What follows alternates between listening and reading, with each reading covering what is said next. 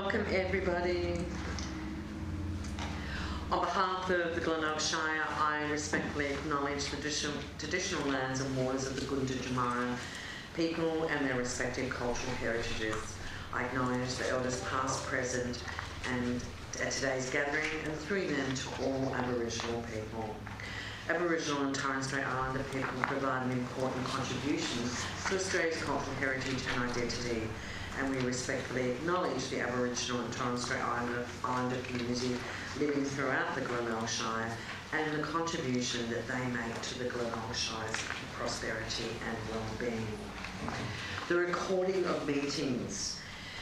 To those present in the gallery today, we welcome you, but we advise you by attending the public meeting of the Council, you are consenting to your image, voice and comments being recorded and published. Council meetings may be live streamed. The Chief Executive Officer will enable a copy of the recordings to the public. Receipt of apologies, there are none this evening. And the confirmation of minutes is a recommendation, Councillors, on page 3. Councillor McDonald. Thank you, Madam Mayor. I move the recommendation that the minutes of the Council meeting held on the 25th of March 2025 as circulated be confirmed. Thank you. Councillor Carr. Second, Madam Mayor. Thank you. It's been moved by Councillor McDonald and second by Councillor Carr. Those in favour? Carried. Councillors, 5.2 is the record of Councillor briefings. There's a recommendation on page 4.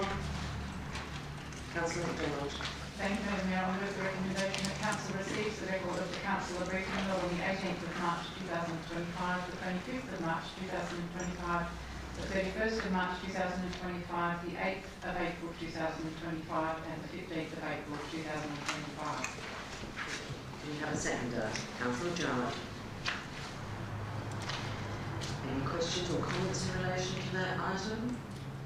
If not, it's been moved by Councillor McDonald and seconded by Councillor Jarrett. Those in favour? Carried. We'll move on to declarations of conflicts of interest, please. Councillor Carr. Yeah, thank you, Madam Mayor. I'd like to declare a conflict of interest with item 9.9, the draft 30-year infrastructure strategy, Council's submission. It references 144. Thank you. Any further? There's nothing further. Thank you for that. We'll move on to the activity reports. We'll start with you, Deputy Mayor. Thank you, Madam Mayor. I attended the Relay for Life, which was a really positive day with lots of fun activities for those that were walking and for their teams. I attended a cup of tea with Regional Arts Victoria, and that was a really inclusive networking opportunity for local creatives to meet and chat with the regional RAV partner representative, which also coincided with the release of the Southwest Victorian Creative Strategy which will inform and support the Glenelg Arts and Culture Strategy moving forward. You might want to talk about the things. Councillor Angelina. Thanks, Madam Mayor.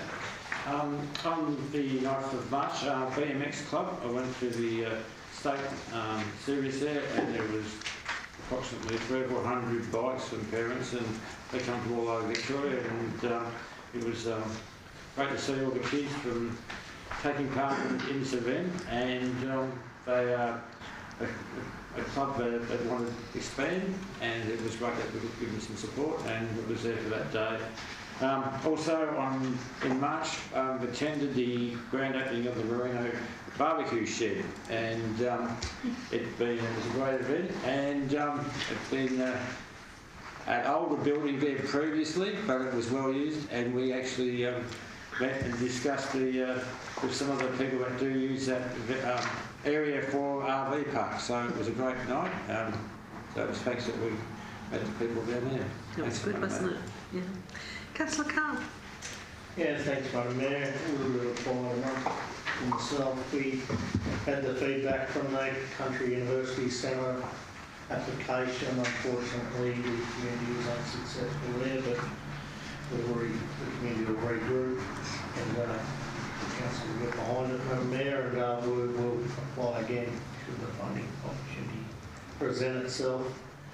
And also got to attend the Trails Sculpture launch, which is happening down in Portland. Most of the sculptures are still out there. It's a fantastic event, and it was nominated Mr. A. It's a brass sculpture, and I encourage the community, if they've got time, to come along the trail. Thank you. Councillor John. Thank you, Madam Mayor. Aside from the meetings and briefings that I've attended during the month, the one that I want to pull out is, like Councillor Angelino here, the Merino Barbecue Shelter official opening. It was great to see so many members of the community attend the opening of this latest piece of community infrastructure. Got to speak to many members of the Merino community, and it was a great afternoon. Thank you. Councillor Noski. Yeah, along with talking about the various briefings and things, a couple of things that stood out was with Aaron, we spent about an hour just wandering around Narrawong having a look at some of the infrastructure issues and making him a little bit more aware of some of the community pressure points in the place, and hope to do a little bit more of that with a bit further into the eastern part of the Shire. Looking at some of the critical roads that are in fairly deplorable condition in places. And the other thing was just as Dwayne did, turned up at the BMX state titles meet. It was an enormous day, and they have some issues with their track that I think it'd be worth talking to them about. I don't know that it's going to cost a lot to fix, but my understanding is that the day was cut short when the burns at the end of each of the straights broke down. That's something, but the huge potential for that, there was, what do you reckon, about 1,000 people there? I don't think I've seen a bigger crowd to a sporting, like a club sporting event in the town. And there were people from Adelaide through to eastern Victoria. They'd come a long way, and a lot of them had stayed in Portland for 2 and 3 nights because they were practising in Portland and then competing in Mount Gambier the day before, and they'd apparently made Portland their base, so huge thing for the town. All right, thank you. And Councillor Pepper, no report. That was probably because you were on leave of absence, so we might refine that to state that you were on leave at that time. So I'm sure that you could report on lots of things, but they weren't in our council. Oh, look, we always get, my month becomes very varied. I go from 50th anniversaries, to the department, the Regional Development Australia, functions, etc., and meetings. And I did have the pleasure of attending International Women's Day and the Women in Wood Fibre with the CEO recently in Dunkeld. And of course we had the Sanford Music Festival here locally over the March long weekend, and I had the pleasure of officially opening that. We had a number of different openings and meetings with government departments, etc. And then, of course, I attended the funeral, as did a couple of other councillors, for former Mayor and Councillor Bill Collett out at Cape Bridgewater. We also here in Casterton had the Insurance Council of Australia meeting here, and I had the opportunity to meet with the CEO. And I'd just like to take a moment, councillors, to recognise Tony Tennille here this evening, who's the president of Casterton Rotary, who has been a real force. The Rotary Club have really supported community members that perhaps haven't been able to negotiate and just work through all the machinations of trying to deal with storm damage, etc. So please, Tony, take my thanks back to the Rotary Club for the efforts. But it was a very positive meeting, and having the CEO of the Insurance Council of Australia probably gives councillors the indication of the severity of some of the issues that residents here are dealing with. And as we've inspected this afternoon, a number of council facilities that have had repair works done to them due to the storm. So it's ongoing, and it will be ongoing for some time. I too attended the Merino Community Barbecue Shelter, where we, very successfully replaced the old boozer, and it looks absolutely smashing compared to the old facility. And the Deputy Mayor and myself attended the new Vinnie store in Portland, and that's just a remarkable building, isn't it? It's just amazing. A huge store, so very, very interesting store down there. So that was really, really well presented as well. So, Councillor, there is a motion back there on page 7 that we note the activity reports for the 1st of March to the 31st of March 2025. Somebody prepared to move? Councillor Noski, seconder. Councillor Angelino. Those in favour? Carried. Thank you. And thank you everybody for what you do. We shall move on to, there are no notices of motions. We'll move on to 9.1, which is the management reports. The Councillor's Quarterly Expenditure Report. Councillor Jarman. I'd like to move that the Council receives the Councillor's Quarterly Expenditure Report for the period of the 1st of January 2025 to the 31st of March 2025. Thank you. Second. Councillor Noski has seconds. Councillor Jarman. I don't think there's any It's procedural. procedural. Yeah, there's nothing that really needs to be gone into about that. Councillor Carr. I'd just like to make a comment, if I could, Madam Mayor. Just in the tables, just the year to date is the financial year, just to point that out for everyone here. And some of the returning councillors, such as myself, that's why those figures for expenses and year to date allowances are higher than the others. Thank you. Thank you, Councillor Carr. I did note that we went, really? Why are they all there? It's year to date. Thank you. Any further questions? No. It was moved by Councillor Jarman, second by Councillor Noski. Those in favour? Carried.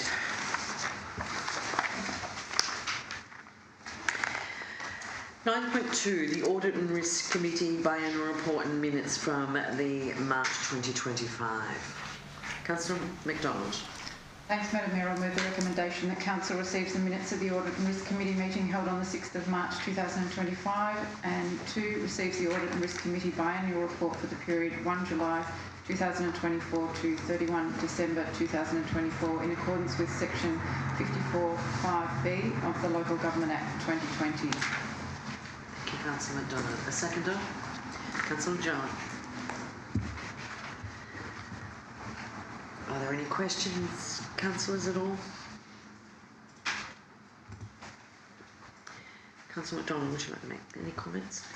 I'll just make the comment that we continue to have confidence in that committee, Madam Mayor, and there's been some movement in the independent representatives, but we've been lucky enough to fill those positions with highly qualified people, and appreciate the work that those retiring members have actually done for us.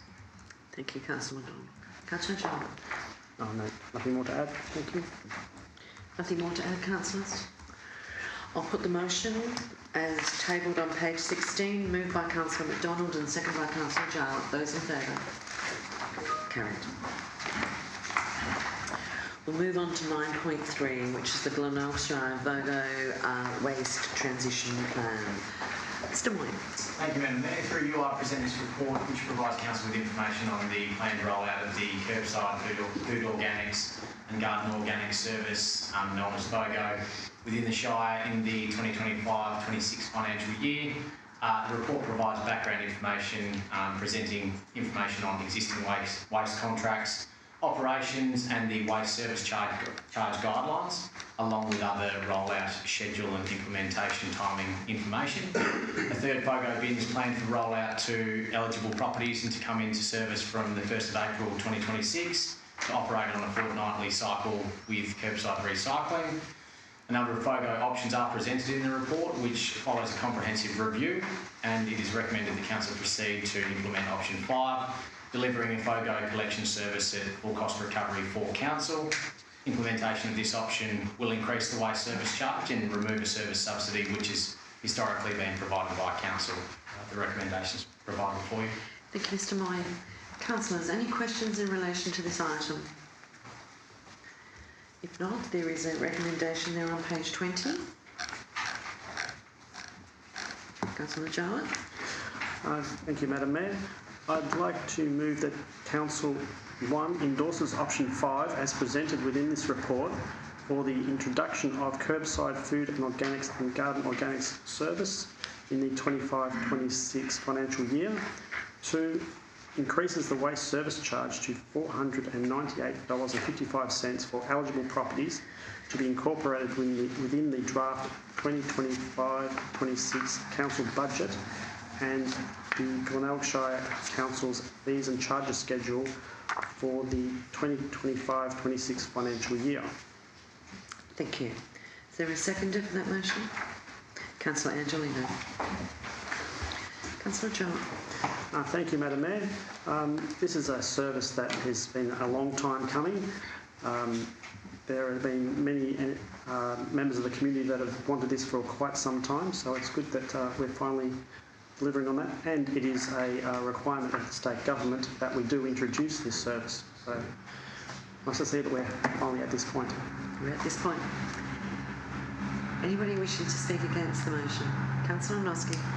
Yeah, I've been considering the issue. I've got no concern with introducing FOGO and the charges that are involved in introducing FOGO, but listening to Philip Shanahan and the briefing we had, or the meeting we had with him a couple of weeks ago, brought into sharp focus that, again, as we've done in 2022-23 and as we seem to have done with salary and wages over the last year and a half, again we're going to the ratepayers with another $1 million increase in what we draw from them, essentially, and I don't agree with the incorporation of the so-called full cost recovery element of $990,000 into that $498 charge for the next year, and I'll be voting against it and seeking to see that it doesn't continue through into the budget. Thank you, Councillor Noski. Councillor Angelino, did you have any comment as the seconder? No, Madam Mayor. Same with Councillor Jarrett. There's been a lot of discussion with people in the community that have asked about this the service being introduced, and as we've said, it's they've been wanting this service for a while, and we've gone through all of their briefings and we've worked out the best option, and then we'll vote on as such. Thank you. Councillor McDonald. Thank you, Madam Mayor. I know there'll be a lot of people that are thinking, why can't we have it next week? And I'd just like to point out that there's an enormous amount of work that's gone into organising the implementation of this. I know there were people at the time of the last election saying, I'll vote for anyone that gives me a FOGO bin, and another 12 months sort of seems like a while to wait. However, there is an enormous amount of implementation lead time to order the bins, and if this is to be successful, which ultimately could reduce our wastage costs in the long term, it will require an introduction of education. It's not a matter of just throwing anything that looks like food into a bin, from my understanding. So there's a process involved, which is obviously a cost, multiple costs involved. So just to help the community understand why the lead time is so long and why there are associated costs with it. But as a community, if we get the education right and we get the disposal of our waste right, it will help to reduce our overall costs, because the costs associated with FOGO ultimately will be less than general waste if we get it right as individuals. So I encourage everyone to embrace the education program that comes with this and move forward as the requirement demands of council. Thank you, Councillor McDonald. Any further? Councillor Khan. Yeah, thanks, Madam Mayor. I'd just like to talk a little bit about the internal cost allocation and the full cost recovery process, Madam Mayor. So there's 8,762 properties. If we don't, my understanding, Madam Mayor, is if we don't transfer that cost to those properties that are using the service, Yes. then that cost is paid for by all ratepayers. Half of our rates, Madam Mayor, come from the primary production sector. So that means that the primary producers in the region who don't have bins would be funding the waste service for the 8,762 eligible properties. Hence, I believe it's the right thing to do to make sure that those who use the service pay for the service, and hence I'll be supporting the motion as tabled. I believe that's a correct analysis, Councillor Carr, that it is the 8,762 eligible properties that that the costs should be associated with, and that's what Table 5 does.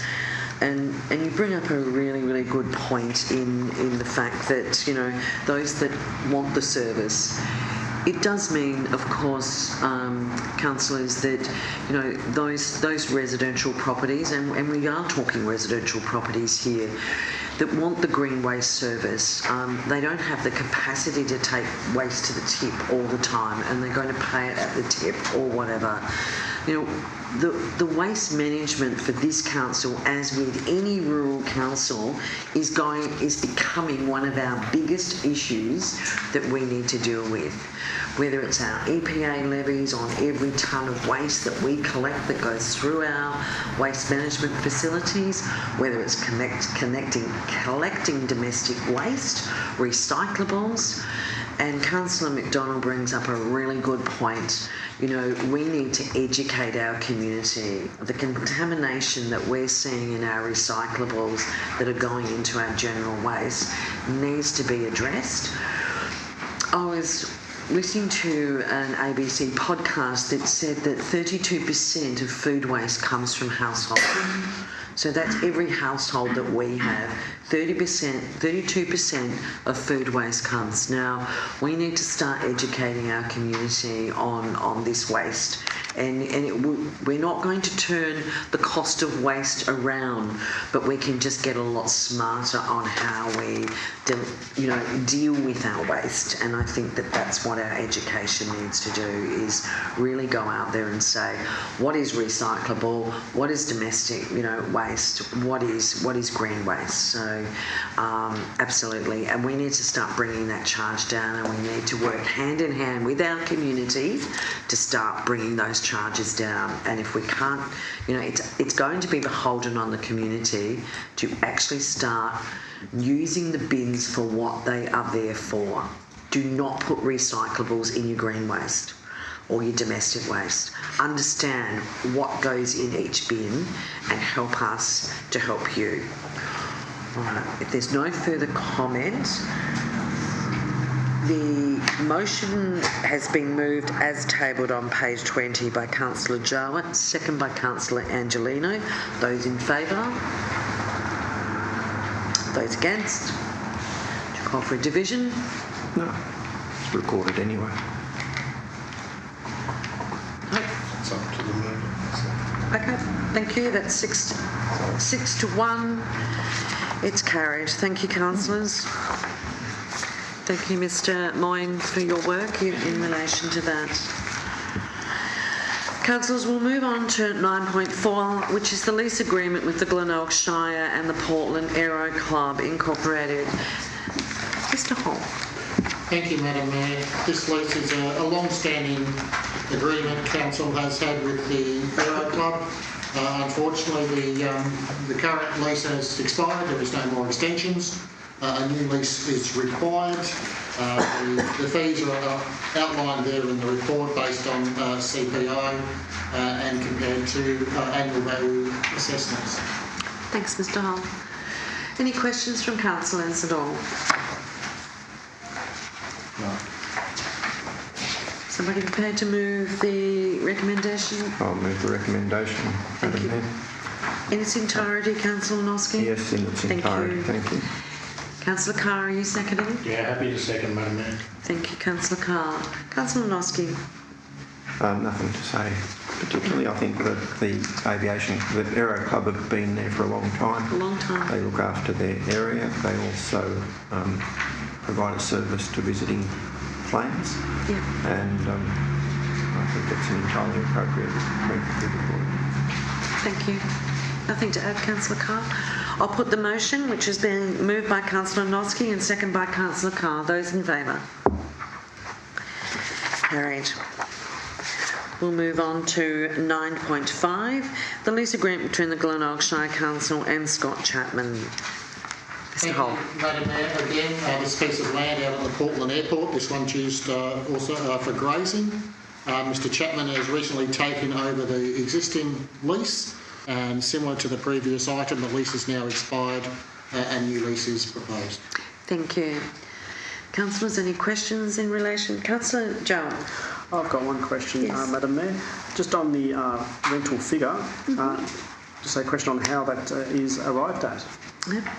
Mr Hall, can you help with that?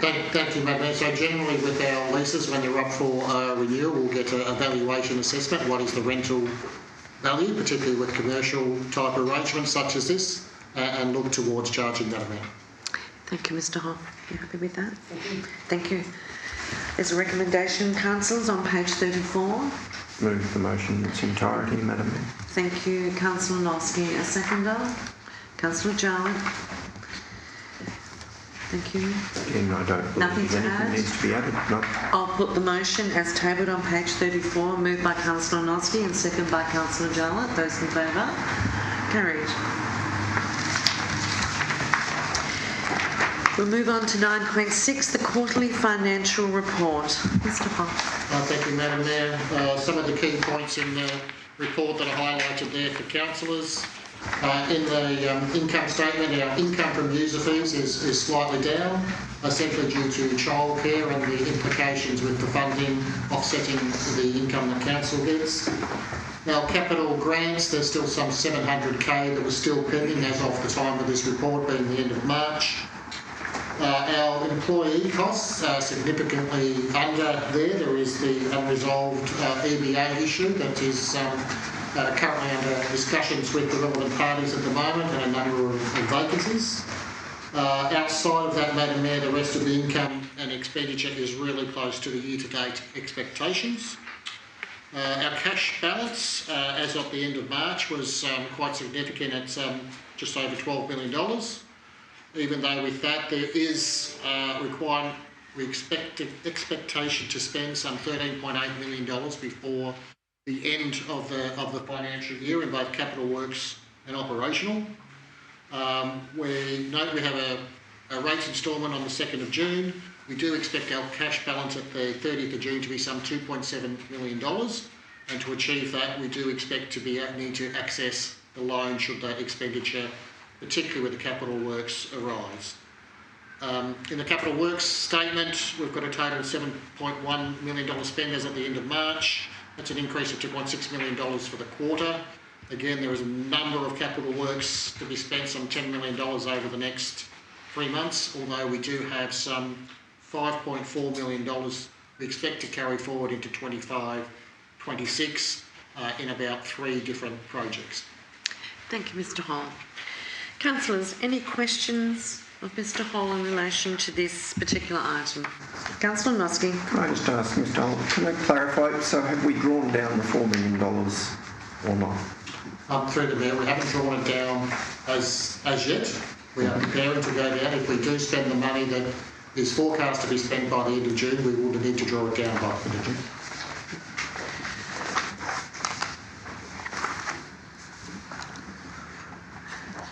Councillor Jarlett. Thank you, Madam Mayor. I've got a question on page 1 of the report relating to borrowing costs. The question that I've got is, With us having received $4 million for the foreshore multi-purpose project, why do we need to borrow another $3 million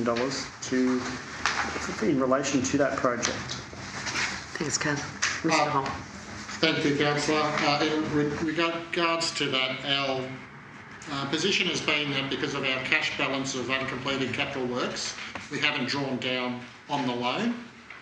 The loan that we've actually had is to pay for some capital works from years gone, such as the Portland landfill and Bridgewater.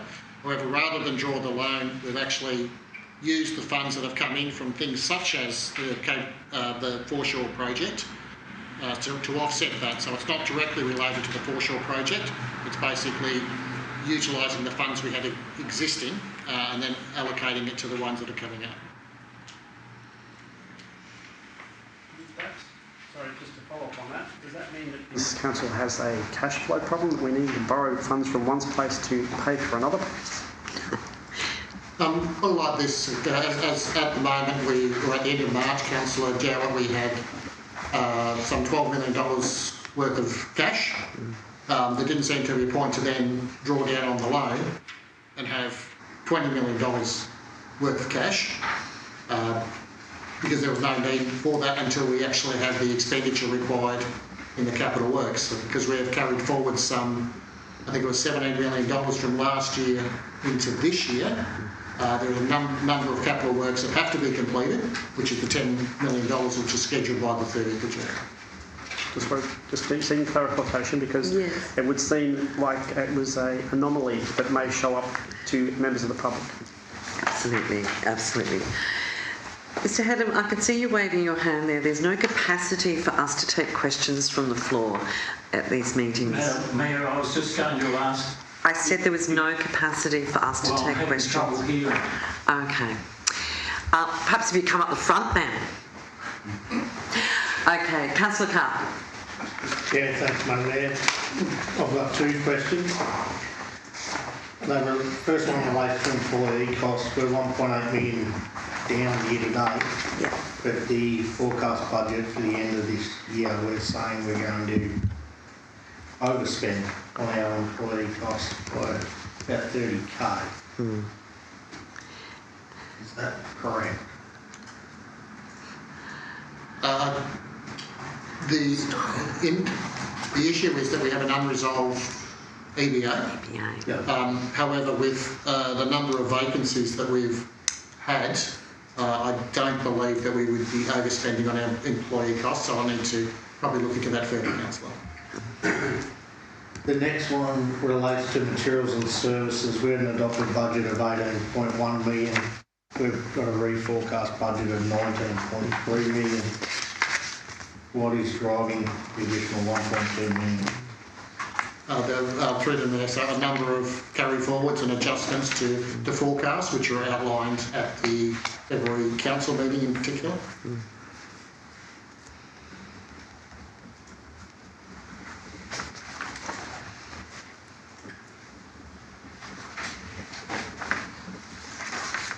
Councillor Nosby. Mr. Holt, so you've said that... Through me. Sorry, through you, Madam Mayor, Mr. Holt. You've just said that the figure you've got for employee costs in the forecast is possibly not going to be accurate.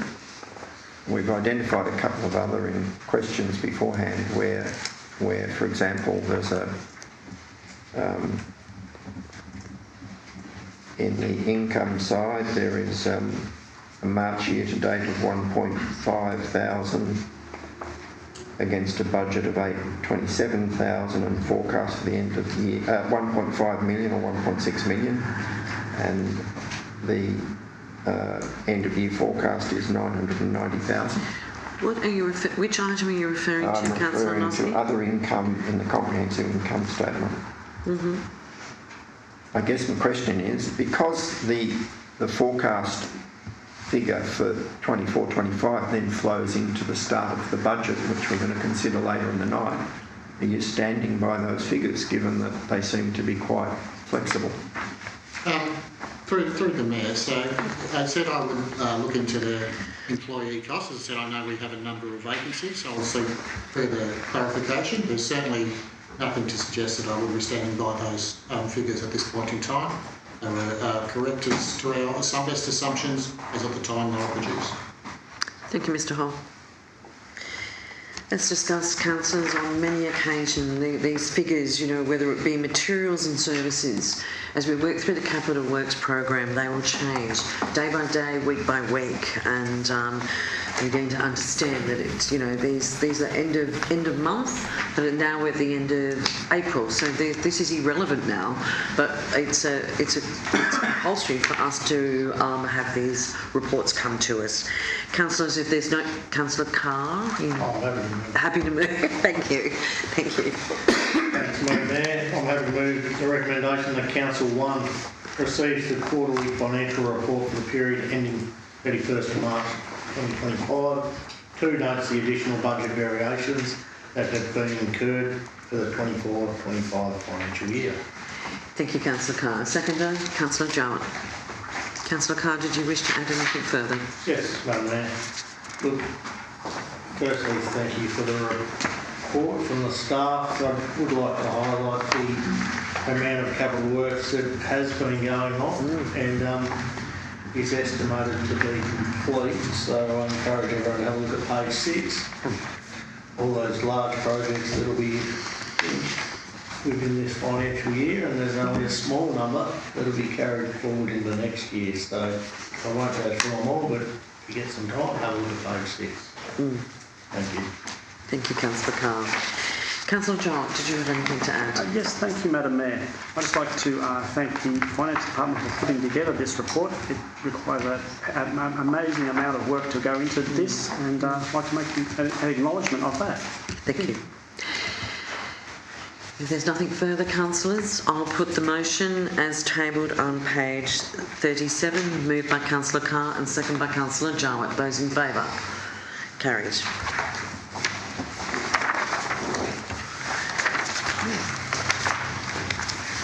Councillors, we'll move on to 9.8, which is the Glenelg Shire draft budget and draft fees and charges for 2025-2026. Mr Hall. Oh, where have I gone? Strathdownie's drainage. David Headlam's here and I miss Strathdownie. David, how did I do that? There's so many pages here. Sorry, councillors, thank you. I'm glad you're all on the ball. 9.7 is the Strathdownie drainage scheme, a request to raise a special charge for the forthcoming financial year. Mr Hall. Thank you, Madam Mayor.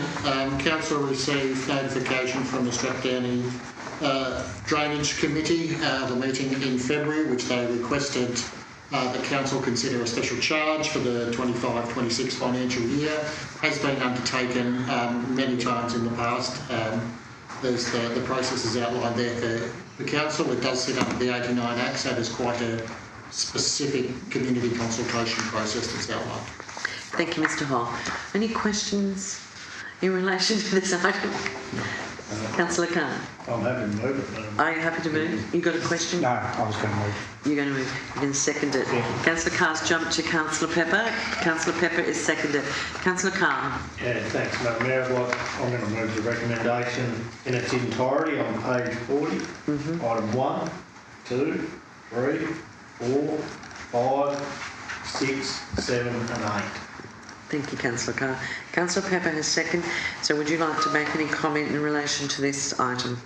Yeah, thanks, Madam Mayor. Look, the Strathdownie drainage scheme covers 51,620 hectares, 170 assessments, and I thank the people involved in that trust advisory group for coming to council and for overseeing and helping us manage that drainage scheme so that that land continues to be productive for all people within that area. Thanks, Councillor Carr. Councillor Pepper.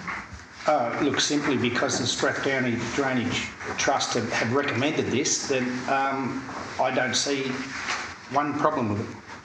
Thank you, Councillor Pepper. Is there any further comments on the Strathdownie drainage scheme? Okay, the motion tabled on page 40 has been moved in its entirety by Councillor Carr, second by Councillor Pepper. Those in favour? Okay. Now, can I go to 9.8? I can. Okay, thank you. Which is the draft budget and the fees and charges. Mr. Hall. Thank you, Madam Mayor.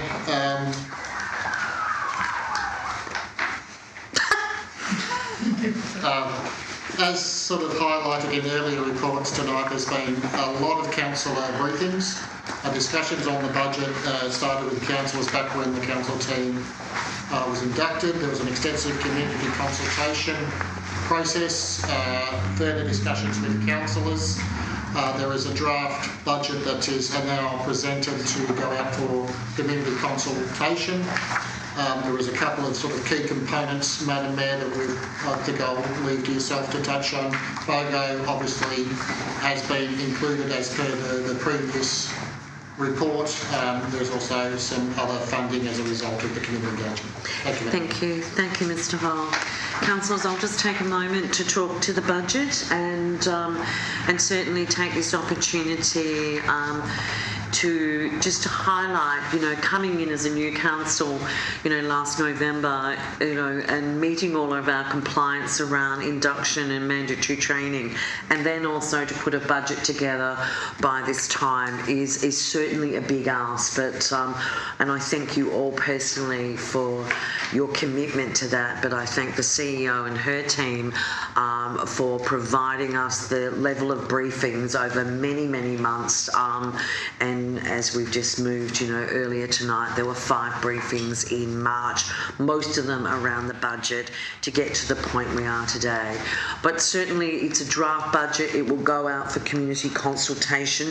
So I certainly encourage the community to really take a look at the draft budget and come back to us and say, do we get it right, or is there more that we can do? So we went around and did a comprehensive community consultation process throughout the whole of the Shire in relation to the budget, but also in relation to council's plan, so that we could try and align what the community's priorities were and where we were going to prioritise our budget for 25-26. Keeping in mind that we had some very key principles and values for the budget, that we wanted to maintain the current level of services for our community.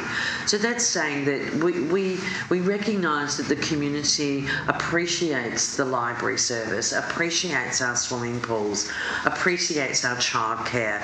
So no cuts to any of those critical services. But, we did hear that, people were wanting better connectivity in their community with footpaths and bikeways and walkways.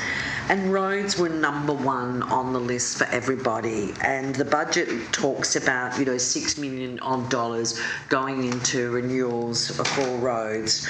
We also, as a combination of that, if we're making roads, we need heavy machinery. So there's $1.5 million of heavy and light machinery that goes in there. There's also building renewals and obviously protecting our assets. But we also support community events. And obviously our community grants was another one that we wanted to continue that service to the community in providing that support every year to the community. So there's another $162,000 in there to continue that. If I could just digress, of course, we've included the green waste bins this year, which has been, which is expensive, but it won't roll out immediately, but it will roll out during the financial year. Obviously, we need physical bins, councillors, to put the green waste in and roll those out, so we anticipate that that's going to take time. I'm going to hand over to councillors now to ask any questions in relation to the budget, the last minute questions they may have. I hope that you have all your questions answered, but if there are any questions, I'm happy for those to be asked of councillors. Over to you. Councillor Pepper. I've got my concern about it in the regard that during the campaigning, I campaigned on the 3.5 million. I don't feel, as a council, that we have addressed that. I think that everybody's got their own opinion about it, and we haven't addressed it 100%. I believe that it was immoral, and I believe that it needs to be addressed in this budget. That's my belief. But until we get 100% clarification of exactly what went wrong or what it is, at this point of time, I'm not prepared to move this draft budget because I believe that that needs to be addressed before we can do it. That's my opinion. Respect that opinion. Councillor Jarman. I've got a question relating to the fees and charges, Madam Mayor. In the local laws section of this year's fees and charges schedule, it makes no mention of the parking fines, which it did in last year's fees and charges schedule. Just like to get some clarification on that. Thank you, Councillor Jarman. Mr Hall, can you help there? Thank you, Madam Mayor. Yeah, Councillor Jarman, the fees and charges schedule this year, we excluded the statutory fees that are not set by council. However, in that process, there's 3 parking ones that council can vary, although they're statutory fees, council can vary the amount. They will be reinserted into the document. The fees to those 3 charges, parking longer than and required outside the lines, etc., is $100 per offence. Thank you. Thank you, Councillor. Councillor Carr. Thanks.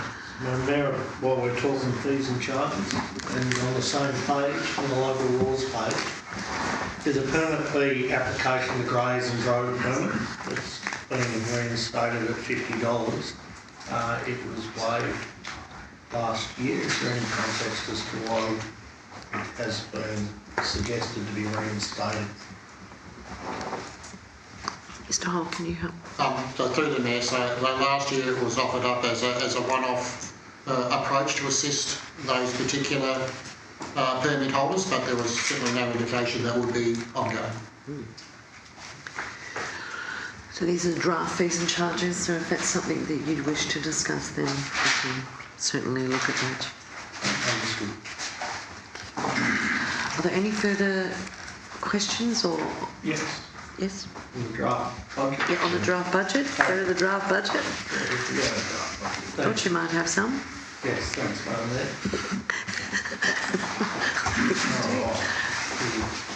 Just remind us, which page are you on?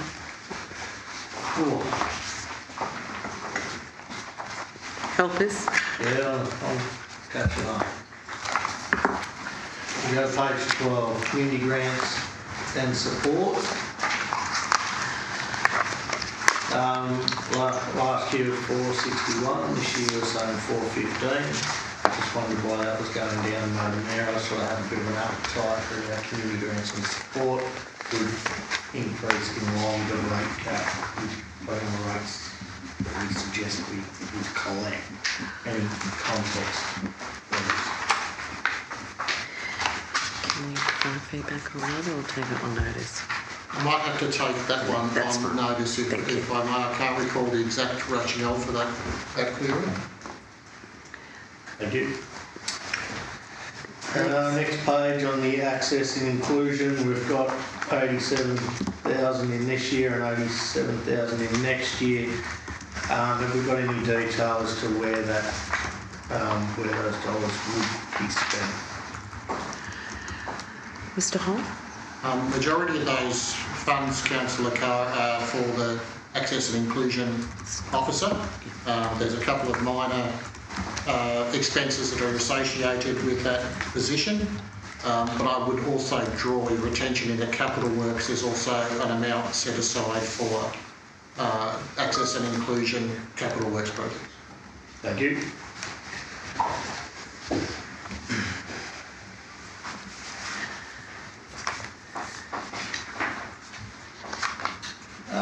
Just a question into the airport report. it continues to, What page are you on? sorry, page 16. It's in a deficit of 262k. Anyone could explain what our requirement is, mandated requirement is in relation to that airport? And if there's any potential to make it break even. Are we able to talk about that? Yes? I'm not able. I'm not sure Mr. Moyne might be able to provide some guidance on that one. I can in general detail through you, Madam Mayor. So, in running the airport, we have staff that operate the airport. They undertake the maintenance, the inspections, and day-to-day operations. We also have operational expenses annually for technical investigations to maintain the CASA certification for the airport, along with undertaking routine maintenance work at the facility itself. Separately to that, there are also capital costs associated with the airport that sit outside of this figure as well, which are associated with ongoing renewal and upgrade of the airport to keep it to standard. So a large amount of the expenses there are staff and salary costs associated with running the airport itself. Yeah. Thanks, Aaron. You happy with that? Yeah. Yep. I understand there's a cost, but I just think, Yes. Madam Mayor, Thank you. we need to discuss Thank you. any opportunities. Mayor, if I might just add as well, there are obviously fees associated with use of the aerodrome or airport itself. However, the usage at the airport isn't overly high at the moment, so council's ability to generate an income through the airport is low. And I think moving forward, along with looking at a broader range of assets and facilities that council has, again, we need to look at the airport and what the future of the airport might be and council's role in running an airport. Yep. Thank you. Madam Mayor, this question relates to the transition out of PAC services, and it have an expense in the order of about $2.5 million to council. There's also an income component. The income component is not there. How do we get our expenses in terms of material and services continues to rise year on year? It's not clear to me where the roughly 2.5 million has come out in terms of the materials and services expenses or employee costs or a combination of both. Do you want to take try and answer that one?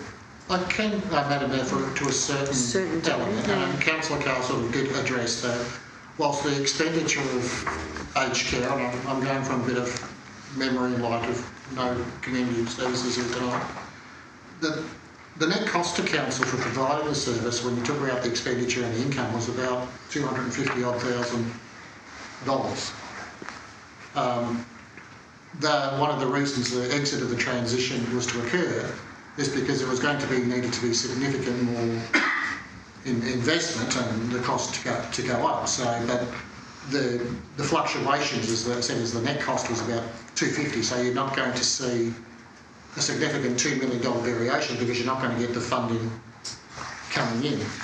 We also are dealing with other materials and services that we've talked about that have increased at rapid rates, and it's not articulated in the budget there of which ones are materials and services applied to which area. But I'm not sure you would see such a large fluctuation given that the net impact was of that magnitude.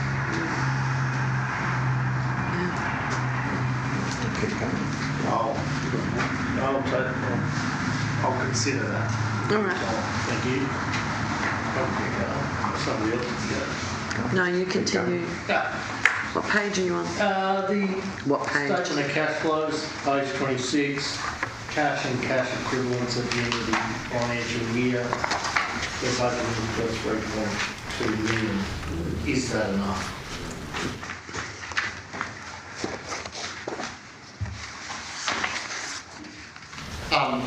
If in my perspective, Councillor Carr, no. We've talked about previously that council's cash position, its liquidity should be higher, but we have then counterbalances about where council can actually make that savings through less spending. So we've heard Councillor Pepper refer to the rates income earlier, so ideally recommending that council should have a minimum of $5 million. If we do have issues with cash flow, there is problems there. Our income statement is often saying that our short-term liabilities are greater than our short-term assets. So one of the recommendations in this budget that we've provided to go out for public consultation is trying to provide a little bit for the here and now demand, but also it's forecast to be a $500,000 net cash surplus, or 544, in order to slowly build up council's cash reserve. We could build up the cash reserve better, but that means that things such as the funding for the council plan or some of those other projects could not be funded. Thank you. Thank you. Anything further, Councillor Khan? One last one. Are you promising? Possible to get a summary, just a high-level summary of what the capital projects or expense projects may be that will have a direct impact on each of the different townships. Other than Portland, I'm pretty sure we know what Portland one's not. So focusing on Haywood, Castellon, Nelson, Dartmoor, Marino, and the Narrowville. Is that possible? If I may say, the capital works budget has no new capital works listed. There is some a significant amount of money that's listed for renewal works. So those renewal works, whether they be roads or recreation, are listed across multiple areas. For example, I'll use the recreation as example. There's $200,000 renewal for recreation assets. That's not itemised as to where in the Shire those recreation renewals will undertake. And to do with our roads capital, for example, there will be data going through for assessment about what roads require renewal first. Again, they'll be spread all over the Shire. So I don't think that there is some schedules that we can provide, and I'll probably defer to Mr. Moyne if he wants to add anything further, but I'll highlight that it's renewal budget. There's no new capital works, apart from there is scoping for the paths in Dartmoor and Nelson as a result of the community consultation. There's also money to progress funding for a major project, whatever that may be, without nominating which one of the major projects out of the council plan that may be. Councillor Carr. Thank you. Well, would it be possible to just, at a high level, get some commentary on what projects may happen out of this budget in Castellon, since we're in Castellon over there? Mr. Moyne, perhaps we could talk about the cricket club and... Yeah, well, certainly, Mayor. Happy to answer the question. As David and as Mr. Holt referred to before, the capital works budget as it's proposed at the moment is mainly a renewal budget, and that's reflective of the financial position of the organisation and the amount of money the council has to spend on its existing assets itself at the moment. There are a number of projects continuing or underway at the moment beyond this budget through the LRCI program with a water tower pathway. In Castellon here, we're continuing to work with the cricket club and Little Athletic Club with construction work starting on a shed at the moment. There's recent consultation that's been undertaken at the railway precinct around an activation, pathway upgrades, potential playground improvements or playground installation there, and working through what that precinct could potentially look like moving forward. So that's work underway at the moment. Moving forward for the budget for next financial year, the focus is on renewing and maintaining existing assets, and we don't have any identified plans at this point for new or upgrade projects. What we would expect to do moving forward once we have a council plan and we work through some further discussions with community groups is identify a number of priorities for each town, whether it be Castellon, Dartmoor, Nelson, or any township across the Shire, and then start working through how we might allocate budget and phase those projects through the 4 years of the council term. So that's our thinking and that's our approach at the moment, but we'll need to continue working through that. Thank you, Mr. Moore. Thank you, Councillor. Councillor Carr. I thought that was your last question. One more. One more. This is an easy one, Madam Mayor. It's our asset renewal ratio. The forecast asset renewal ratio is 122%. Can we get an explanation, please, of what's driving that and is that real? Thank you. Mr. Hall. Madam Mayor, the key driver of that is the foreshore project, and we're spending about $4 million on the 2 buildings down there. One is not a council asset, one is. When doing the calculations, that skews the capital renewal. I've given an answer to that one. I've also got a follow-up to your community support question earlier.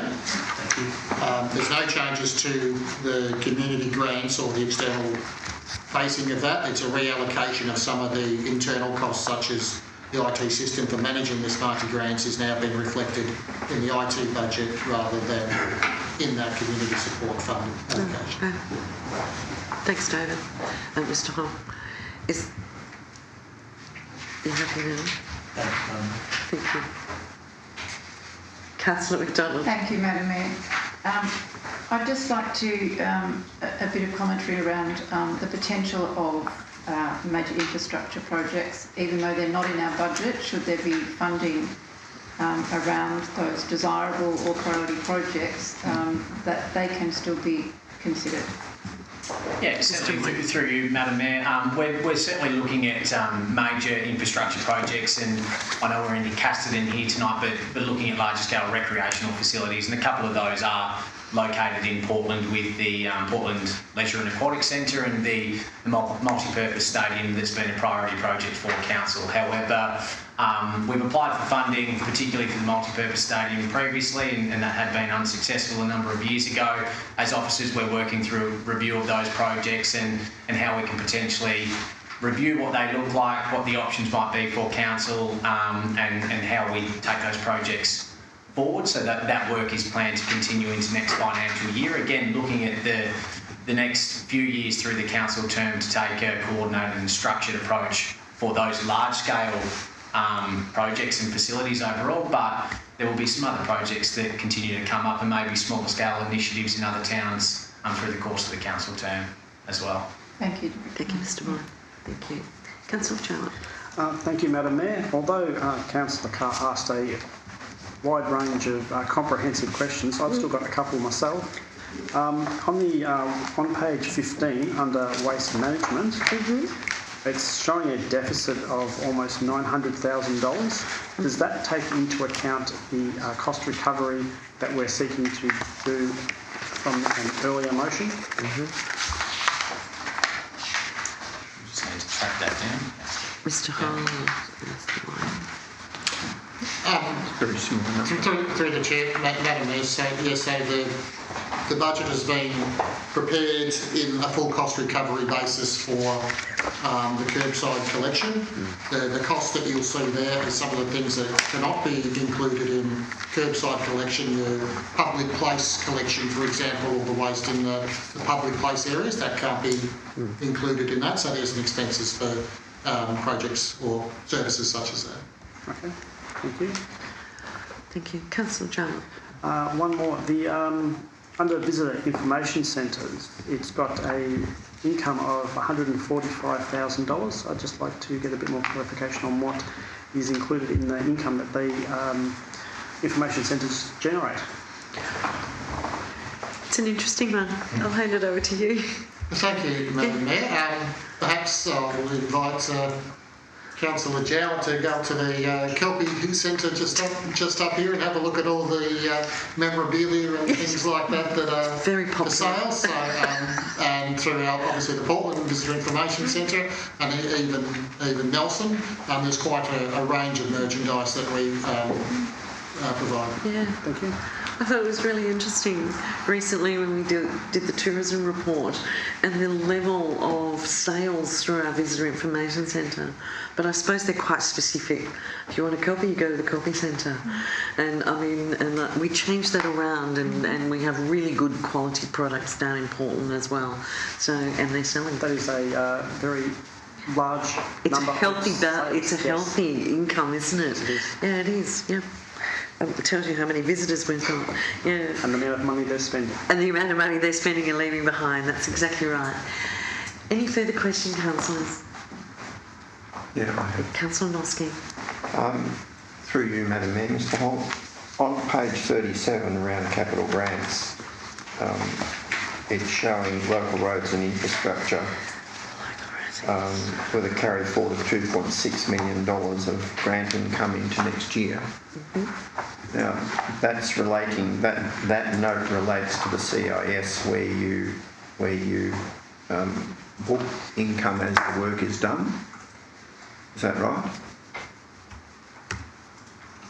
So with LRCI 4, Yep. under the funding arrangements, those works need to be completed by the 30th of June. Yeah. So it won't be a carry forward as such. It will basically be accrued as an accrual for payment in this year, not going to next year's budget. But the protocol, isn't it? The accounting protocol is that when you do the work, that's when you book the capital grants to the job. So if the work's done before 30th of June, I guess the question is, are all of the LRCI Phase 4 jobs going to be finished by 30th of June? Through you, Madam Mayor, no, they won't be. No. So there's no LRCI Phase 4 jobs shown as being carried over into next year in the March carryover report. Correct. And so the basis of the capital works funding in here is obviously going to be incorrect. There we go, sorry. Yeah, so we won't receive the money until No, I was going to say, if you go back to the financial report at the end of March, Yeah. it says that we will not receive the funding Yeah. for Phase 4 in this financial year. But it also says that there is no carryover works into the next financial year. So that would imply that there's going to be $2.6 million worth of extra capital works in next year carried over as opposed to what's in the budget document or about that, and 2.6 million less in capital works this year having to be paid for because all the LRCI projects are listed as being finished by this year in the March finance report. Madam Mayor, so there's certainly a wee component of the LRC for which will incur expenses up until then. But as Mr. Moyne said, there is some delays and we won't receive the income. I'm not sure if there's anything further I can add. I think if I can add, Madam Mayor, the finance report is a point in time. At end of financial year, we review the financial position and carry forwards at that point in time as well, and that's dependent on where projects are at and whether we've completed them or if they need to be carried forward into the next financial year. So but those are the numbers that then carry forward into this budget. Carry forwards aren't resolved until after the financial year and after the budget's set. But it would appear that they should have been resolved because when the budget's prepared, the grant funding of 2.6 million has been put into next year. One would assume that the works to match it should have been put in at the same time.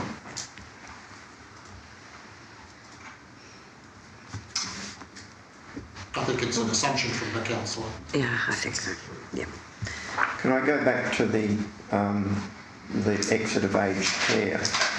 And I hear your answer, but at the time, my concern is that we had an approved manpower listing of about 270. There were 27 full-time equivalent people involved in aged care. When you looked at the reports, it would seem that there was about $2.5 million in salary and wages. And none of those jobs seemed to leave the budget last year, which led Craig Newman in the budget meeting to make the statement that there appeared to be some structural issues that council had to address. We don't appear to have addressed them. We paid in September of 2023 $630,000 in redundancies. We had 7 other people made redundant in the last month of 2022 financial year, so in June of 23. So possibly we paid as much as $800,000 out in redundancies, but this budget still retains a manpower listing that is representative of what there was at the time before we shifted 27 people full-time equivalent out of our manpower. Now, that's an issue that has been raised by councillors through the discussion on the budget, and it is unresolved in my mind. As Councillor Pepper said, we've been talking for now about 7 months in preparation of the budget about when we would get to discuss the resolution or otherwise the either acceptance that what happened with the 3.5 million was right and should be just carried on, or whether in fact it was something that needs to be redressed in some form. That's not being redressed in any form. I have serious concerns that if we pass this budget tonight for adoption for review, that those things will basically be locked in for another 12 months. And in effect, if you look at 27 full-time equivalent jobs and $3.5 million, you're locking in $6 million of demand on the community, which maybe should not be there. I have serious concerns, as I said, about this. And I hear, the statement talking about the manpower, that the numbers, that we've shifted some people from contract works to our own staff, and that's fine. But when I look in the allocation for others, for services and is it services and sorry, if you look at the detail for services and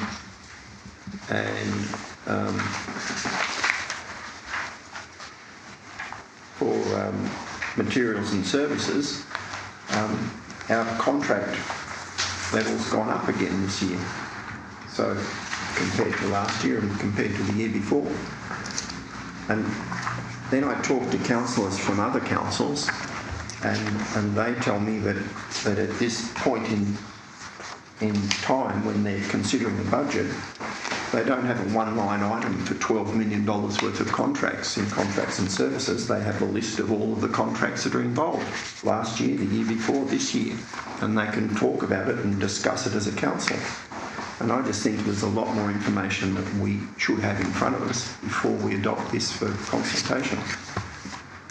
And accordingly, I think that rather than adopting this budget tonight, what we should be doing is putting it on the table for 2 weeks and having some serious, now that we've got the whole budget in its entirety, having some serious workshops with the executive team and all the councillors, and trying to get a resolution on the issues that are quite critical to what we're making as demands on our ratepayers. And when everybody's finished with their questions, I'd like to foreshadow that I'll be moving a motion accordingly. Are there any further questions, councillors?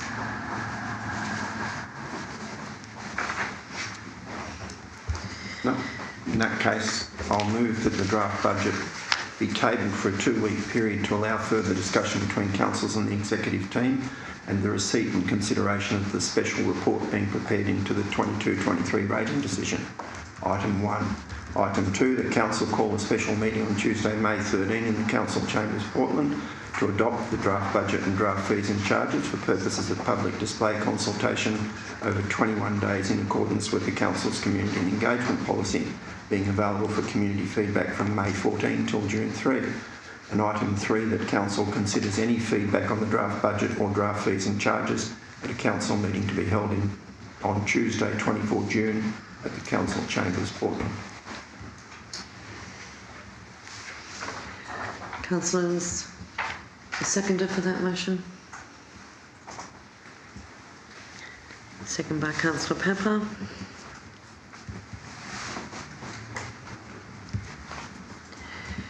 Councillors, are there any questions in relation to this motion? Any consideration you wish to give? Councillor Carr. I'd like to speak against it. If you wish to, Councillor Carr, you can speak against it. Yes, no? Don't I get to speak to it?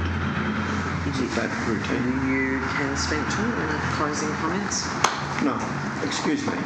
You want to speak to it now? Yeah, I'd speak to it as moving it, Fine. and I get to close. Speak to it. As I said, there are serious structural issues with our budget, and we seem to be continually looking for ways to get more revenue out of our ratepayers and not looking at ways to deliver our services more efficiently. And then we seem to have just adopted all of the expenses of the aged care and disability process into other areas of the department, of the organisation. So it isn't that we're only seeing a couple of $100,000. We're actually not seeing $2.4 million in revenue, and we are seeing $2.5 million worth of costs. So in fact, it's costing this organisation $2.5 million more to exist under basically the same arrangements that we did 2 years ago when we were delivering different services. I spent most of Saturday and Sunday working through 24-25, trying to get a feel for what is really happening there and trying to work out what was really happening with capital works. And I'm still not sure that I've got it right. We see different timing in different places, and all of those things affect the structure of the budget and the cash requirements.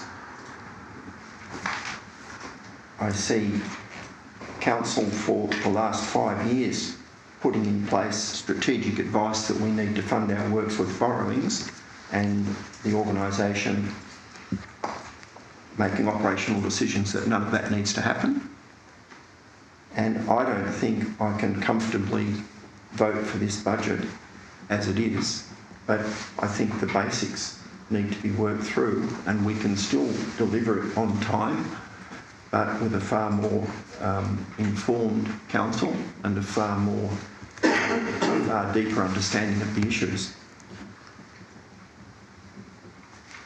And I think that putting it on the table and having some workshops to work through it in detail now that we have the whole document in front of us, instead of just seeing little cherry-picked bits, which we've been seeing over the last 6 months, is something worth doing as a council.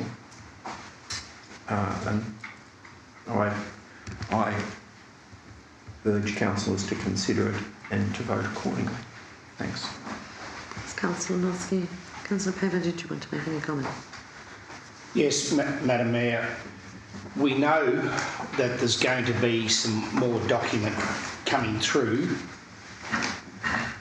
and I think, I agree with Councillor Norsky, until we get that clarity on the 3.5 million that I'm concerned about, that I don't believe that we can be adopting this draft budget. And I think as councillors that we can, over the next 2 weeks, we can meet in Portland at the chambers a bit more often with some briefing sessions to go through it. Once we've got the right document and once we know where we're situated with that is my concern about it. And that when that document comes through, it needs to be put out publicly so this 3.5 million can be actually just put to bed. At the minute we're jumping up and down, and Councillor Norsky's got some other concerns, and that's why I believe that we need to do the work over the next couple of weeks. We can still get it out, but we owe the ratepayers to do the work before adopting this and putting it out. That's our job. That's our responsibility, I believe. Thank you, Councillor Pepper. Councillor Carr, you indicated you wish to speak against the motion. Thanks, Madam Mayor. Can I just request to have a look at the motion? Thank you, Councillor Nosky.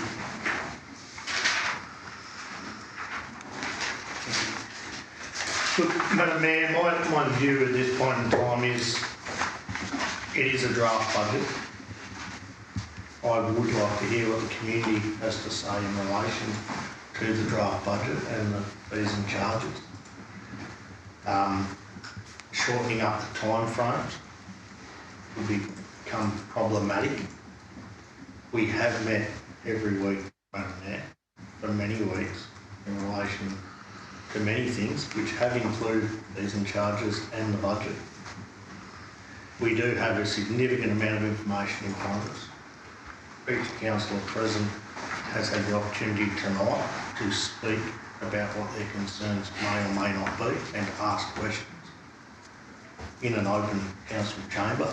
And we will have the opportunity, Madam Mayor, whilst it is in draft, whilst it is out to the community, the ratepaying community, who will then provide us additional feedback to shape the final budget over the next 8 weeks. Delaying it for another 2 weeks delays the amount of time in which the community will have this and provide feedback to us. It won't delay the number of days that they have it, but it will delay from now to when we have a potential special meeting. We can't guarantee that it would be released then. The numbers will move. We will have more clarity on what our final cash position will be with the final budget. We will have more clarity on our capital works program. And I'm sure that I'm confident that the questions raised by the councillors tonight and those questions sent in by the community, when they do the review, should we end up releasing the draft budget tonight, will put us in a better position to deliver a better budget. So that's my speaking against. Thank you, Councillor Carr. Any other comments from the councillors?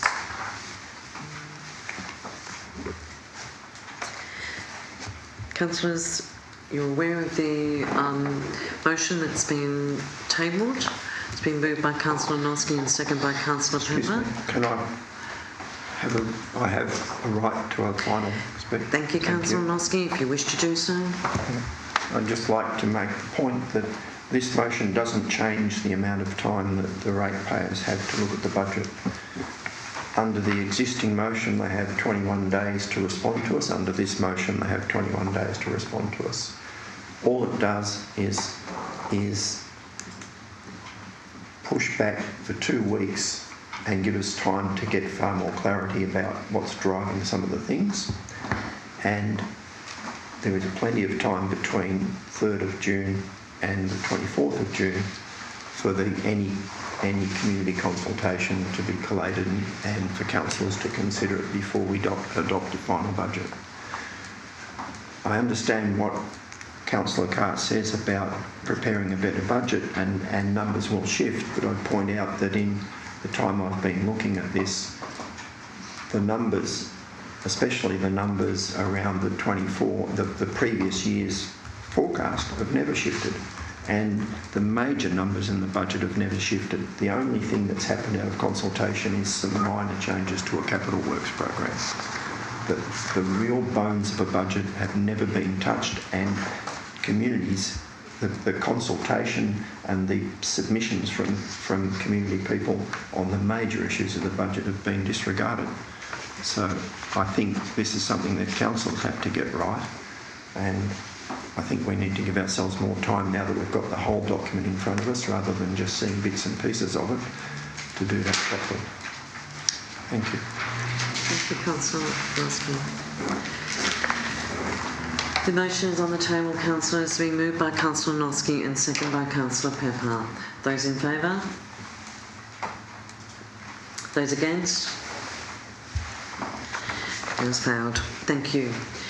Councillors, there's a motion in tonight's papers there in relation to the approval of the draft budget for community consultation and the draft fees and charges, etc. to go out. Councillor Carr.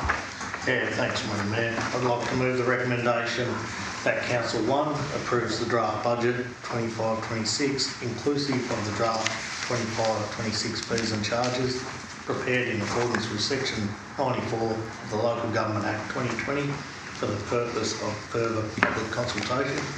2, gives public notice of the preparation of the draft budget 25-26 and draft fees and charges 25-26 in accordance with Council's community engagement policy, and that they be available for community feedback from Thursday the 1st of May 25 to Friday the 23rd of May 2025. And 3, considers any feedback on the draft budget or draft fees and charges at a council meeting to be held on Tuesday the 24th of June 2025 at 5:30 p.m.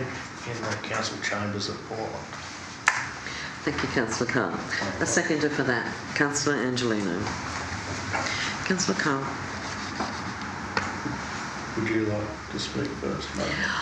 Oh, well, I thank you for the opportunity, Councillor Carr, and yes, I will take the opportunity to speak to the draft budget and the fees and charges.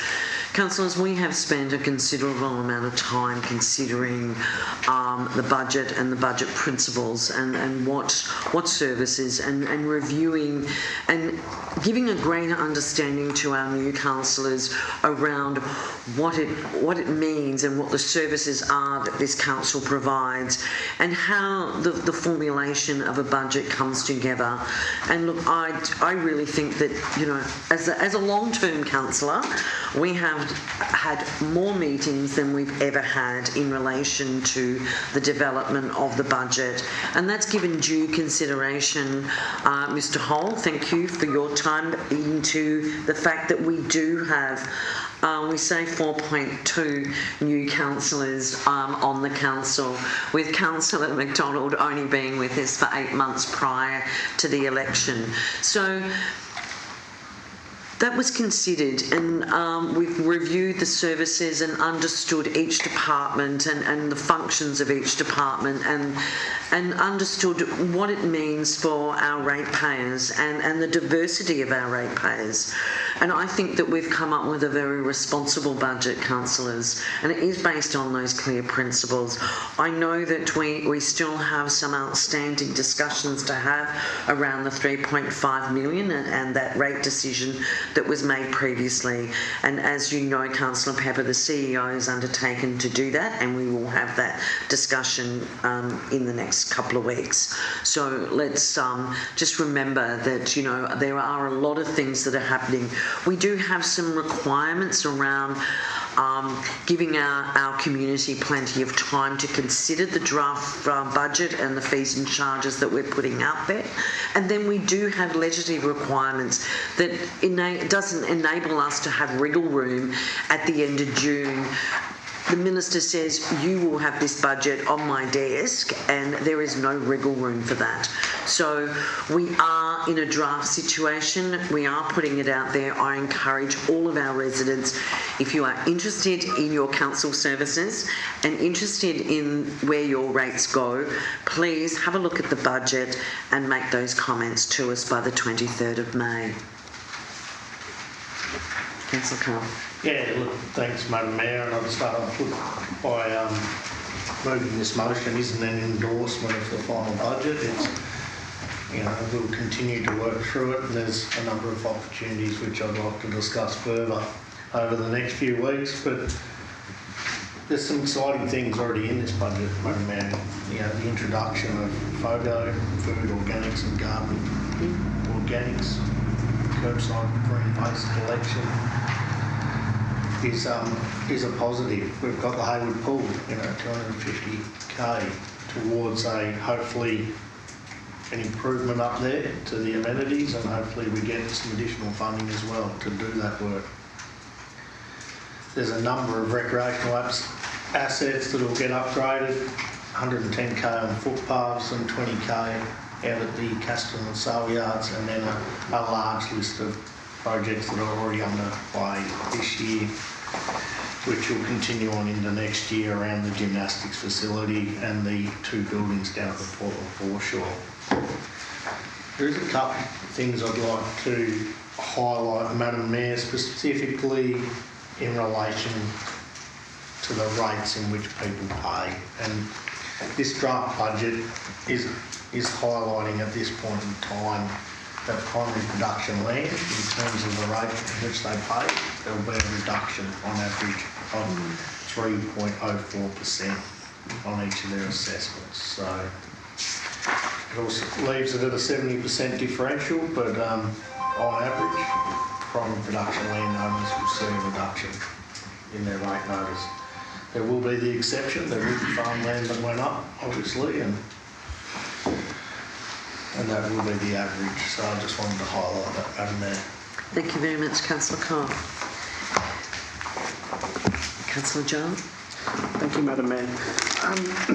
While there has been considerable discussion on this topic for the past several months, including tonight, and a difference of opinion on some areas of it, I do believe that every councillor here is just trying to do what they feel is in the best interests of the community. I just wanted to put that out there.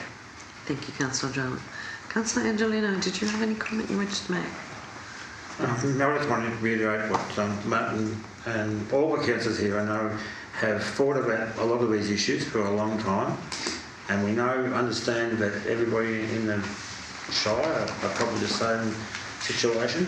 And I take my hand up to all the people in the council.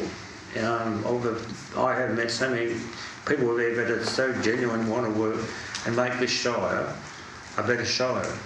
So sometimes things don't go our way, whatever which way in life, but hopefully we'll get this decision and we'll get a budget that everybody gets something out of it and can appreciate, and we can move forward.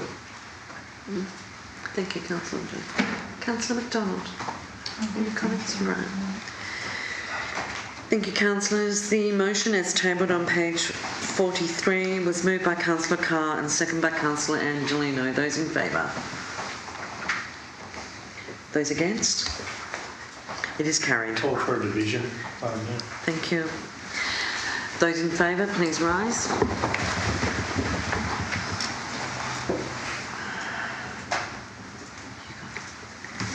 Thanks, Louise. Thank you. Those against, please rise.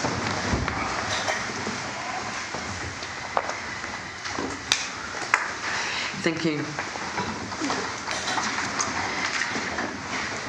And thank you to the CEO and your staff for compiling that, and I'm sure we'll have lots of further discussion on the budget in the coming weeks. Madam Mayor, can I just say publicly, even though I've had my negativity towards... Order, Madam Mayor. Thank you. No, you can't. Oh, right. That's fine. I just wanted to congratulate that. Perhaps you could privately do that afterwards. Thank you. Thank you. That's fine, thank you. No, I'm sorry, I can't take that. Right, we'll move on, councillors. Thank you. Good discussion. 9.9, the draft 30-year infrastructure strategy, a council submission. Mr. Moyne. Thank you, Mayor. Through you, I present this report, the draft council submission, which has been prepared... Oh, sorry. Sorry. My apologies. Sorry. Good Councillor Carr had declared a conflict of interest earlier in the meeting. Sorry about that, Mr. Moyne. That was my mistake. The submission's been prepared in response to the draft 30-year infrastructure strategy released by Infrastructure Victoria for public exhibition. A copy of the draft council submission is provided within attachments to the agenda and has been prepared following a detailed review by officers, principally addressing and responding to the relevant recommendations and future options outlined in the draft strategy, but with a specific focus on council and its community. The submission highlights a major shortfall in the strategy being its oversight of infrastructure needs and requirements of rural and regional Victoria, with a primary focus given to Melbourne, growth areas and major regional centres. Whilst there are significant challenges ahead for council and regional Victoria more broadly, targeted actions and investment will play a crucial role in advancing development, community and social infrastructure outcomes, whilst realising future growth, investment and development opportunities. The draft submission has been prepared and it's sought to authorise, or for Council to adopt the submission firstly and to authorise the CEO to submit the submission to Infrastructure Victoria to ensure that Council's interests and priorities are considered moving forward. Recommendations provided for you. Thank you, Mr. Moyne. Councillors, questions? Councillor Noski. I was just going to move the motion, Madam Mayor. Are there any questions around the table? Mr. Moyne, I had a question in relation to theme 5, which is Victoria is resilient to climate change and other future risk. And now I do understand that this is a Infrastructure Victoria, so they probably didn't speak to the Department of Ag and realise that we're in drought. But of course the call on our council is, you know, for water, that we have our standpipes. So as far as infrastructure goes, I mean, is there something that we could add in and weave into this around, you know, the significant drought that we're, you know, in the middle of at the moment? And as far as the flooding goes, and I know that their report is very much on ensuring that, you know, we have our flood studies and it's adopted into our planning schemes, etc. And, you know, let's not forget that it's a very metro-centric report throughout the whole thing. So perhaps we should remind them in our submission that we're actually in drought in southwest Victoria. Yeah, certainly, Mayor. We can add a paragraph that deals with agriculture as an industry. The submission does highlight at the start the importance of agriculture within the Shire itself to the economy more broadly, but obviously water and water infrastructure is critical given the changing and variable climate that we're dealing with, and the impacts on the agricultural sector, which is important to the Shire. So yeah, we can certainly add a paragraph dealing with the need to prioritise investment in water infrastructure for the sector. Thank you, Mr. Ryan. And Councillor Pepper, I'm sure you were interested to read that the Glenelg Shire has, between its agricultural and forestry industry, $587.5 million economic value every year. Unbelievable. All right, there is a motion there on page 47 of tonight's paper. Councillor Noski. I'd like to move the motion, both items. The first, that Council adopts the Glenelg Shire submission in the draft 30-year infrastructure strategy with the minor changes that were discussed at both your question and at the briefing session. And secondly, authorises the Chief Executive Officer to release the amended submission on behalf of Council. Thank you, Councillor Noski. Is there a seconder? Councillor Angelino. Councillor Noski, you wish to make that comment? Yeah, I do. This is a significant piece of work by Council staff on what is a major key government strategy for the state, and it is a significant piece of work by the Council staff that is way beyond just a two-page, yes, nice strategy, keep going as you are, fellas, yes, that points out all of the areas of that 30-year strategy that are likely to affect our Shire, either through what's included or what's omitted. And I congratulate the staff over the whole group for the work that's been put into it and for the detail and the clarity that they've brought to what is a very important thing for our future. Because one of the issues that happens in a region like ours is that what the central government decides is their strategy often becomes the future for us by default. And unless we stand up and talk about the missing bits that affect us, we have no chance of a long-time future that is what this area deserves. So congratulations on everybody, and I urge councillors to vote to adopt the strategy, the submission as it is, with the few extra bits. Thank you, Councillor Noski. Councillor Angelino. Yeah, thanks, Madam Mayor. I'd also like to thank Aaron and his team, and people think always work just happens by itself, and when you see the volume of information that goes into these submissions, and it's for the good of our whole Shire and the future of our Shire in 30 or 40 or whatever years. Some of us won't be here, but hopefully we can look back and say we've done all this work to prepare the Shire for along in the future. So thanks, Aaron, and all the team, and again. Thanks, councillors. Councillor McDonald. I'd just like to make the comment that I'm interested to see what the next census brings, and maybe the government will realise that there's actually been a bit of a shift to the regional areas, and they may need to provide that bit of extra support in terms of their strategies moving forward. Thank you, Councillor McDonald. And yes, if you read the Victorian Government's 30-year infrastructure plan, you would think that it was just on Metro Melbourne. So I think it's really important, CEO, that as a rural council that's the furthest to the west, way out there on the South Australian border, that we have our say and remind them that we do exist, and that we have huge infrastructure. I mean, if you look at our council region, it's so diverse, from the port in Portland and Alcoa to, you know, a $587 million a year industry that we have throughout our shire. It's just phenomenal, and we need to keep reminding you of that. So, councillors, the motion that's tabled on page 47 was moved by Councillor Noski and seconded by Councillor Angelino. Those in favour? It's carried. Thank you. Thank you. Deputy Mayor, if you could get Councillor Carr. Thank you, Councillor Carr.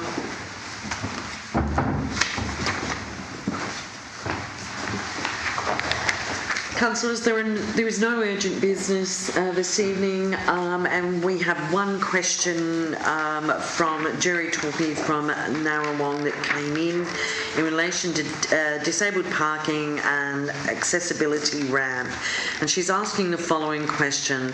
The Shire is considering whether to fund the installation of a ramp over cobblestone guttering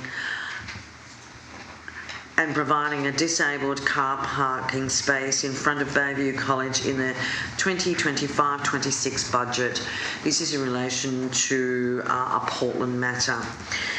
Due to having multiple sclerosis and needing to utilise a wheelchair, I'm currently unable to access the footpath out the front of the Bayview College unassisted or access safe roadside parking. As footpaths fall and parking falls under Council's jurisdiction, and bearing in mind the Disability Discrimination Act makes it against the law for public places to be inaccessible for people with a disability, I would like Madam Mayor to clarify why she feels Council is not responsible for funding this project, and instead money should be taken away from educating our children to fund this. Just in responding to this, I'd just like to note that council officers have previously worked with the school to design an accessible parking space along Bentinck Street in front of the Bayview College,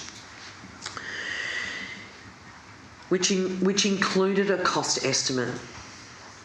Whilst council is responsible for local road management and car parking, there is no specific legal obligation or standard for council to provide on-street accessible car parking to private land or facilities. Instead, it is typically it's our responsibility for the landowner to provide their own on-site car parking, including through their development, which imposes car parking requirements. Can I just say, councillors, that officers will continue to work with the school to explore the delivery of an accessible car parking space as designed, including a review of any available external funding for a school or for the school to contribute to the installation of an accessible ramp.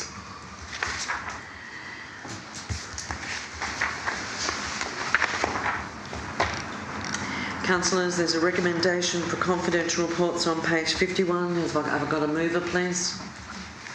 Councillor McDonald. Second. Councillor Angelino.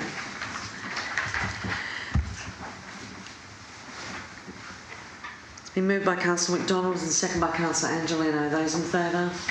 Carried. Thank you, ladies and gentlemen. We are going to close the meeting to consider a couple of confidential contracts that we need to do. We will be a little while, but if you wish to wait, we will resume the meeting in how long do you reckon? 5, 10 minutes? 10 seconds. Thank you for your attendance. Who knows? There may be